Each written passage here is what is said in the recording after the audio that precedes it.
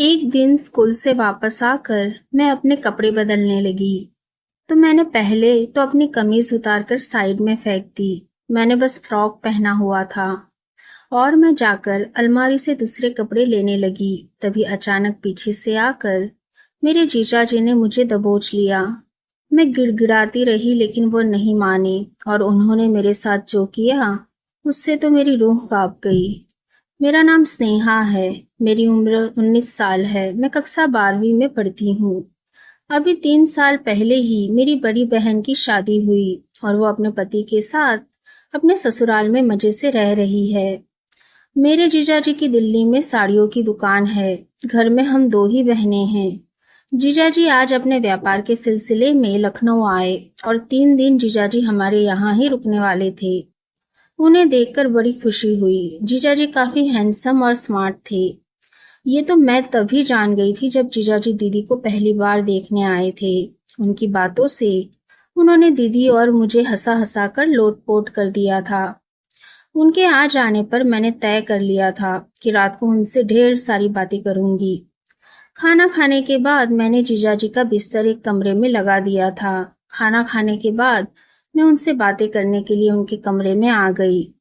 तब वह एक गाना सुन रहे थे मुझे छेड़ने के लिए। उन्होंने सही गाना चुना था। फिर मैं जाकर उनके बिस्तर पर बैठ गई। फिर वो मुझे किसी की कहानी सुनाने लगे। पहला किस्सा ही कुछ इस प्रकार था कि मैं शर्म से पानी पानी हो गई। किस्सा सुनाते वक्त बीच में जीजाजी ने मेरा कोमल हाथ अपने हाथों में ले लिया और हल्के से दबाते हुए बोले, कहानी पसंद आई साली साहिबा? मैं जवाब नहीं दे पाई। अपना हाथ छुड़ाकर मैं उनके बिस्तर से उठ गई। मुझे नींद आ रही है। मैंने बहाना बनाया, अरे कहाँ चली, यहीं सो जाओ। जीजाजी ने मेरी कलाई पकड़ ली और एक झटके से मुझे खींच लिया और मुझे छूकर जीजाजी ने बिना मौका गवाए मुझे चूम लिया। मेरे सारे शरीर में जैसे बिजली का करंट लग गया हो। शर्म और घबराहट में मैं खुद को जीजाजी से दूर की और भागकर अपने कमरे में गई। जीजाजी की इस हरकत पर मैं हक्की पक्की रह गई थी। मेरा दिल जोर जोर से धड़कने लगा था और मेरे हाथ पांव थिरकने लगे थे, जैसे मैं बर्फ के पानी में नहा कर आई थी। उस रात मैं सो नहीं पाई। सारी रात करवटें बदलती रही। अगली सुबह मैं स्कूल चली गई। मेरा सामना जीजाजी से नहीं हुआ और ना ही मैं उन्होंने सामना किया था।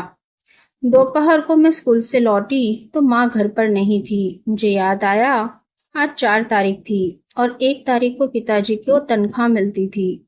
इस दिन माँ पिताजी के पास कारखाने में पहुंच जाती थी। फिर पिताजी और माँ घर का सारा सामान बाजार से खरीदने गए थे। घर में पूरा सन्नाटा था और जीजाजी अभी घर से बाहर गए थे। मैंने घर का दरवाजा अंदर से बंद कर दिया और अपनी स्कूल की ड्रेस उतारने लगी ताकि अगले दिन फिर से इसे इस्तेमाल की जा सके। मैंने अपनी कमीज उतार दी और अंदर जो पहना था उसे भी उतार कर बेड पर रख दिया। तभी मुझे पीछे से किसी ने दबोच लिया तो डर के कारण मेरी चीख निकल गई, लेकिन तभी मेरी आवाज मुंह दबोचने वाले की हथेली में ही घुट कर रह गई थी। मुझे दबोचने वाला मेरे कान में धीमे से बोला, चीखना मत साली साहिबा, मैं तुम्हारा जीजा जी हूँ। चिल्लाओगी तो मेरी बदनामी हो जाएगी। और मेरे मुंह पर अपने हथेली हटा ली। छोड़िए, मैं कांपते हुए बोली, ये गलत बात है जीजाजी। जीजाजी बोले, मैं तुम्हारे लिए तभी से तड़प रहा हूँ जिस दिन तुम्हें पहली बार देखा था। तुम्हारी दीदी से काम का बहाना बनाकर यहाँ सिर्फ तुम्हारे लिए आया हूँ। मुझे कपड़े पहनने दीजिए जीजाजी प्लीज, मैंने जीजाजी से रिक्वेस्ट की। जीजाजी ने कहा, तुम्हारी जवानी देखने को तरस रहा हूँ मैं आज, मुझे इस कच्ची कली को जी भर कर देख लेने दो। ये कहते हुए जीजाजी ने मेरे ऊपर हाथ रख दिए और सहलाने लगे। मेरी सांस उखड़ने लगी थी और मेरा चेहरा शर्म से लाल हो गया। मुझे शर्म आ रही थी और मेरे हाथ पांव कांपने लगे थे। दोनों की सांसें तेज हो रही थी। जीजाजी कहने लगे कि मैं जानता हूँ तुम भी मुझसे प्यार करती हो और इसमें तुम्हारी भी मर्जी है। और ये कहते हुए उन्होंने मुझे अपनी ओर खींच लिया और अपनी बाहों में जकड़ लिया। मुझे पता नहीं क्यों शर्म आ रही थी और मैं दिल में ये भी सोच रही थी कि मैं अपनी दीदी के साथ ऐसा कैसे कर सकती हूँ। लेकिन फिर मैंने सोचा, प्यार करना कोई गुनाह नहीं है। अगर जीजाजी मुझसे प्यार करते हैं, इसमें मेरी क्या गलती है? बस यही सोचकर मैं भी जीजाजी से लिपट गई। फिर मैं और जीजाजी हम एक हो गए। मुझे ऐसा लग रहा था जैसे मेरी सारी तमन्ना पूरी हो गई हो और जीजाजी के चेहरे पर एक अलग ही तरह की खुशी नजर आ रही थी, जिससे ये पता चल रहा था कि वो हमारे एक होने से बहुत खुश है। मैं भी उनके प्यार में डूब चुकी थी, बगैर ये जाने कि अगर दीदी को पता चलेगा तो पता नहीं क्या होगा। फिर मैंने सोचा कि जो होगा देखा जाएगा। अब इस तरह से मैं और जीजाजी अपने प्यार को दबा तो नहीं सकते। बस यही सोचते सोचते सुबह हो गई। अगली सुबह मेरे फेस पर अलग ही ग्लो था। उसके बाद मेरा जीजाजी को देखने का और बात करने का नजरिया बिल्कुल ही बदल गया। अगले 6 दिनों तक मैंने जीजाजी के साथ खूब मस्ती और मजे किए।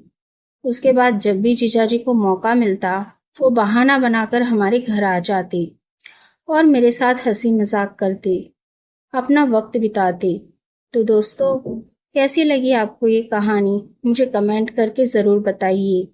अगर अच्छी लगी हो तो प्लीज़ लाइक कीजिए, शेयर कीजिए और सब्सक्राइब करना बिल्कुल भी ना भूलें। धन्यवाद।